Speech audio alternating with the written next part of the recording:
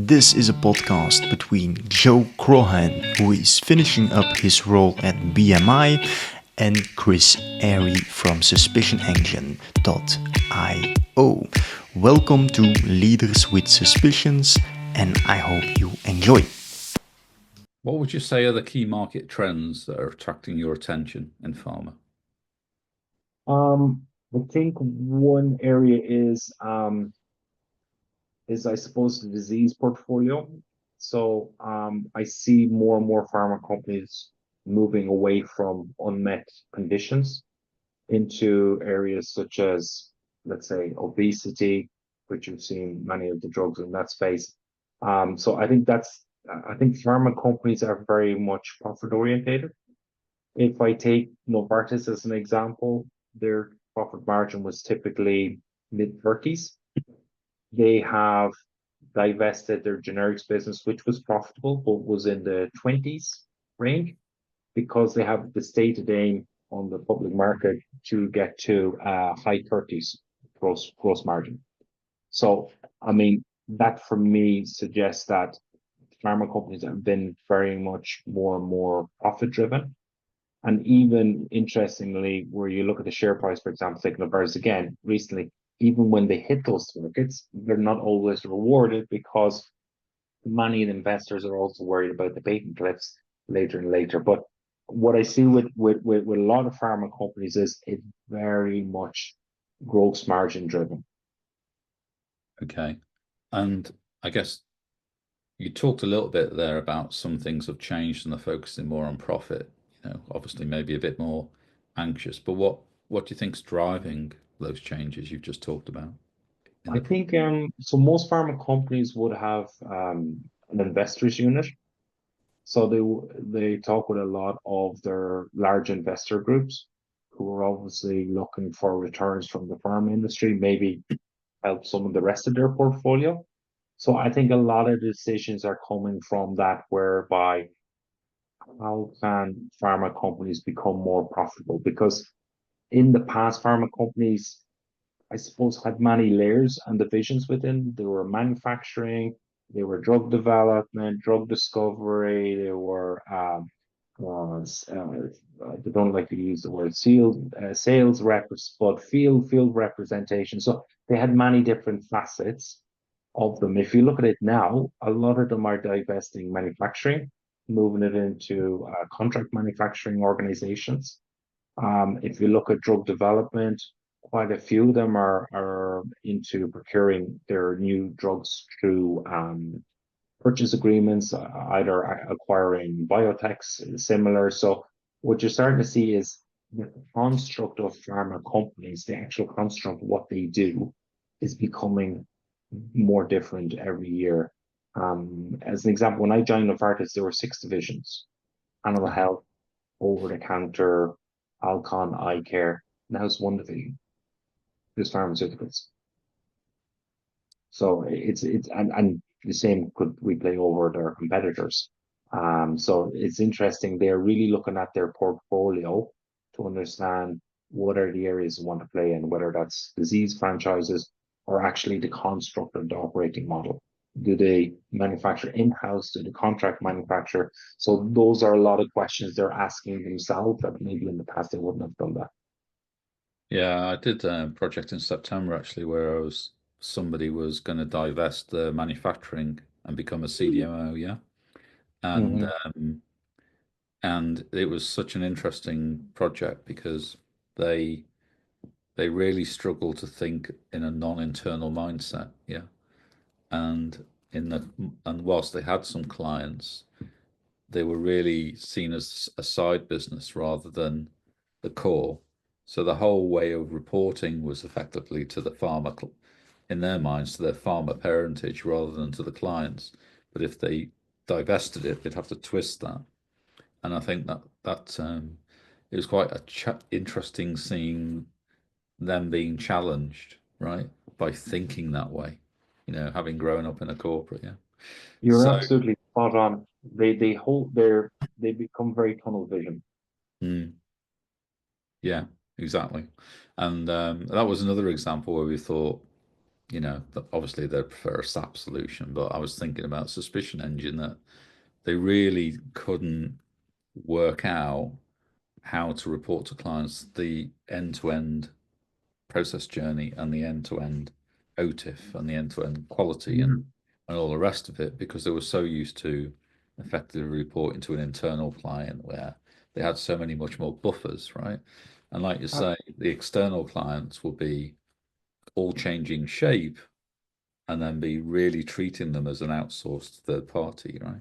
Which is a lot harsher relationship than you're used to. Yeah, it's more data driven and more commercially blunt. Like internal relationships, obviously more organizational, structural, and political, right? Yeah. And it's just complete mind melt for some of them. Yeah. It's interesting because that's where I probably see the future is it's moving to an ecosystem. So you would have large pharmaceutical companies have massive field force in different areas where there's cardiology, etc. Then you have smaller pharmaceutical companies, very good new product, drug discovery, but they literally don't have the field force to get to the key opinion leaders, KOLs as they're called in pharma again. So then you think about your large firm one, that's exactly where you would have the partnership commercial agreement from that side. And then you might have, which is, I think was a big disruptor, was the Pfizer deal during COVID. So one, you had um, pressure points in supply chains because they'd gone so far east. But secondly, I forget who Pfizer partnered with on the COVID, that, but they basically said, you know what, you have your job, build this manufactured all. So all the profits Pfizer did, they didn't do anything on drug discovery, etc. They just used all the excess manufacturing space they had. And other pharma companies didn't think at that stage, and that was a big disruptor. And that's where I think having those data points, this teaching you are good at this as you start to progress in the sector, someone else is good at that. I think a lot of things, and that's what I learned from my disruption job because you had consultants, capital venture companies, etc. Actually, how it works is an ecosystem where everyone wins. And I think that's probably where pharma may actually change over the next 10, 20 years. Is you will start to see there will be people who are great at drug discovery, people who are great at creating awareness and key opinion leaders and doctors for these new drugs to help patients and understanding. Then there will be people in data who are brilliant at identifying patient groups and target audiences for the drug. So that's maybe where it will go rather than I'm a pharma company, I will do all the drug discovery, I will do all the manufacturing, I will do all the selling. I think that's the model that probably is under threat as we start to move forward. I could be wrong. No, I think you're right, and I think it's a nice sector because it has money in it, right? Yeah, It's not like something horrible like third-party logistics where, you know, it's price first and then everything else second, right? Uh, absolutely. quality, quality and reputation, and the law is more important, right? So thinking about what you want to do then, which, as Pharma breaks up into those different pieces in the ecosystem, which one do you want to play in? Look, I think for me, this is probably where I see the opportunity is that what you can do is all the administration, which still takes up a lot of people's time, particularly in pharma, where it's very regulatory compliance heavy. If you start to move that into a unit, whether you call it global business services or not, like people typically think global business services as being location specific offshore, but global business services can be an actual division in the company which has near shore, offshore, onshore, all as one. So you could literally take all of finance and say you're part of global business services. You could take all of IT and say the same in HR and the same. Establishing that core to take care of all that transactional work, who then are linked in with AI, ML partners, etc., to start to digitize as much as that, and then have robot drivers, etc. I think that's the area where I start to see it being played out. And then if you do it well in one company, why would you need to use a BPO partner as an example? would you, since you already are in that game, you could take on another pharmaceutical partner. Obviously, it would require lots of trust and various legal agreements, etc., because you could see pricing, etc., all that type of stuff. But I do think if I look at the pressure on pharmas to increase sales, increase gross margin, if you can start that whole SG&A admin area, start to get that down to small figures, then it allows companies to really focus on the commercial piece. And that's probably where other sectors are not as advanced as pharma. Pharma clearly will say, head of a country, their focus is commercial. Other segments, for example, construction, as we were talking about, head of the country is the head of all the functions, finance, HR, IT, etc. It's literally putting 80% workload on them that's distracting them from growing the commercial base. So that's probably where I see it. These pieces that may distract, they should actually be enablers, and actually you could look to coin that into their own core division. And so that's kind of where I probably see myself playing is convincing companies and then organizing that construct around global business there, but it different to what traditionally people consider as an offshore entity. Okay, so that's quite ambitious that you could create the shared services for pharma, right? Um, Exactly. Particularly if you start with that end game in mind, right? Rather than, Exactly. yeah, okay. If I think of what we did in Novartis is we created global business services, we leaned it out so much that actually now it's back in the function. So, and I think that's where you get to you start to lean out the transactional base, because normally you have a certain amount which are they're seen as all their global business services people, and there's, let's be honest, there's a class structure within companies sometimes associated with that. But I think if you have the focus in those areas to really lean those things out and then to become commercial enablers. So even having the discussion, if you talk contract managing uh, organizations in pharma, their procurement teams are not focused on saving money, which is typical what a procurement team in a pharma company is focused on. Their focus is you do whatever you do to enable the commercial team. So if that's buying new capabilities, factories, etc., if that means do this, I don't know, Ariba system, don't do the Ariba system. But they're actually, and I know probably one of the leaders that's what the procurement team, they don't have cost targets. Their number one role is to support commercial, Okay. which is again, it's a different way of looking at things. Okay. Let's say your consultancy in the future and your interim now, right, is about building this path towards enabling people with global business services, right? And helping them come up with the right target operating model, the right execution plan, and the right partners. Yeah. And maybe in the future you end up in a JV or shared between pharma company structures, or if they're willing to play that collaborative game or not, right? So what would be the case studies that you talk about in a piece of content around that we in use could use for marketing? Look, I think if you think about the little bit that you've explained on the suspicion engine, a lot of that scenario will be built around data flows, understanding those data flows, seeking out the not just the opportunities, but also where I suppose the weaknesses. If you think of process mining, the non-happy path. Mm. I think that having that understanding would then would give, for example, my thought process on shared services pharma, whether it's actually a realistic proposition or not.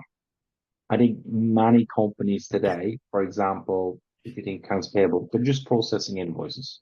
They're literally not looking at the data on it. They're just processing it, whether it's OCR, ICR, or whatever it is. But the power is the data flows, is how did that get there? What is on the invoice? Is there an opportunity that we should be flagging this vendor as someone we should get rebates from because we were starting to generate a number? all those things are all separate activities that someone needs to kick off now. Something like the engine that you're talking about is that's where you start to see the opportunities. It will literally highlight these I know your vendor database is XYZ or your strategic vendors, but actually these are going, if we talk at the current trajectory in 6 months' time, this is what your strategic vendor base is going to look like. And then you get ahead of that with your contractor managers. So that's an example of a case study, because global business services organizations that are focused on cost don't live anymore. They have to be focused on value. So that's where I see a tool like yours being the required case study for a GBS to prove out that value concept. That's a really profound point, actually, because in the work I do in outsourcing, that labor arbitrage in the old days used to be a bit of a black art, right? You know, who knows how to set something up in that country or which partners you trust. But now it's so much more transparent and easy for people to employ people in different countries, you know, and work in different facilities. So yeah, I think that's a very strong statement that it's not just about cost.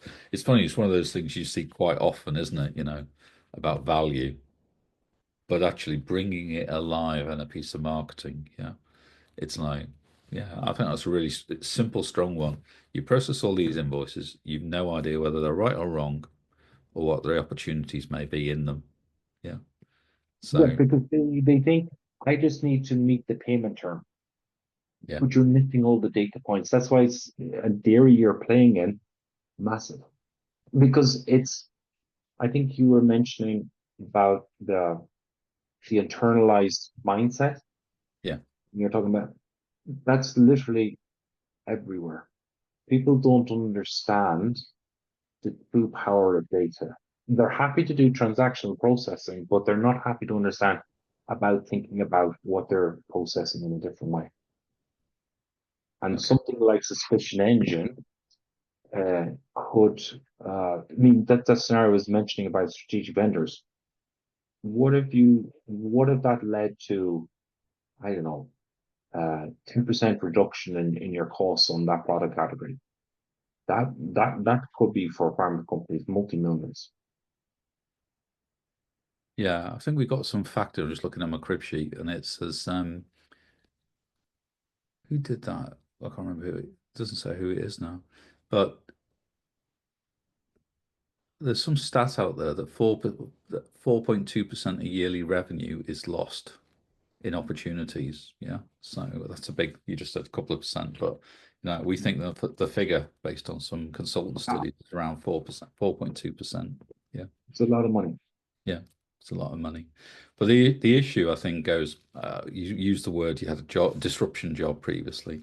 Yeah. Mm-hmm. Um, they're really quite tough, those, you know, in my observation. You know, they go, oh, we'll make Joe head of innovation or head of disruption, right? Now, could you just go and like fix the rest of the organization and disrupt it and innovate it and, you know, get it out of its inertia and its slumber and its industrialized ways of working? Go on, Joe, you're the man, right? It's like, you know, there's so much to go at The with. manager says, "Leave me alone." Yeah, yeah, yeah. I'm too busy for your ideas. I've got a meeting. Yeah, yeah, It is the scenario, um, and I think it's all about models. So, for example, the model we had was before you would start an experiment, as we called it, you have to have an executive sponsor, and the accountability was on the executive sponsor that it was a proof of value. They would then take it forward and implement it, not the disruptive team, because literally we were a team of 16, 70 people, so very small team. We're basically assigned one function each. Me as a disruptor, and then it was a title called creator, which was basically a project manager. That was it for one function. In my case, it was finance. But I think then in that scenario, that means you have the buy-in from day one. Obviously, you have to do a bit of work to get the buy-in, but once you have that, then it's not like you're selling anymore. If it's successful, the person will take it forward. If it's not successful, we still created the learning opportunities from it to share with other members as well. That because if you think about it, there's always something to do with data. There's always something to do with process. There's always something to do with capability. People think tech, but in general, it's normal. Tech is a wide statement. In reality, is as I say to people, good people can make a bad process work, but bad people cannot make a good process work. Yeah. And I think sometimes people kind of forget that. They just think about, "Oh, I need to get a new SAP module or something, and life will suddenly fix itself." And then you will have people say, "Oh, our SAP HANA program has been unsuccessful." But you could challenge, say, well, if you thought SAP HANA was an IT transformation, then I would say it was probably successful, but unsuccessful because it's actually a business transformation. And there's some of the conversations that people like you and I can have with people up front that have lived it, to share it with them. But yeah, I learned a lot, but I also learned that sometimes on the maturity thing, sometimes we did work on things that really the organization wasn't ready for. Like, if one idea we had was we might struggle to sell some of our legacy buildings in locations we're no longer in. Could we digitize the building and basically created tokens for it? And then you would have a broader population. And if you want, you could retain 51%. So you still control the building and the opportunity to buy back the tokens from the 49% if you decide, actually, no, going forward, and maybe one. We had a lot of resistance internally on that concept. So that's where I was mentioning the maturity. Sometimes you have to tailor your thought process to what people can absorb. I completely agree with that. And I'm quite attracted by the one you just talked about, invoice analysis, right? Because it's a very simple Mhm. concept for an average operational manager with a little bit of gumption, a little spark, yeah, to go, oh, why not? You know, why not have a look? Yeah. Um, we had I had a similar thought in the corporate travel space as well. We've got one opportunity at the moment where people are saying, what we want you to do is monitor all of the bookings on all the expense cards and work out which bastards are breaking the corporate travel policy. Yeah. And I'm sitting there thinking, you could look at this the other way around and go, analyze the data and find out what people want, and then go and find the corporate travel solution that meets the needs. And then humans would spend less time trying to get around it, yeah, or hiding it or whatever, right? And Yeah, like, could you just analyze the total cost of travel compliance? Yeah. I mean, I know Marriott just gave you 10,000 cheap bedrooms at a dodgy airport, but however, people now want to go and have a bit of work-life balance, right? And go out in the evening and be somewhere, and they'll actually stay in a two-star place they'll find on booking.com, right? And it's probably cheaper for you. And if you got kids like you, when I was looking at travel, I always wanted to get to the airport at a appropriate time, right? yeah, And corporate travel, you send them an email, 3 days later, they come back with the one flight at a bad time for you, right?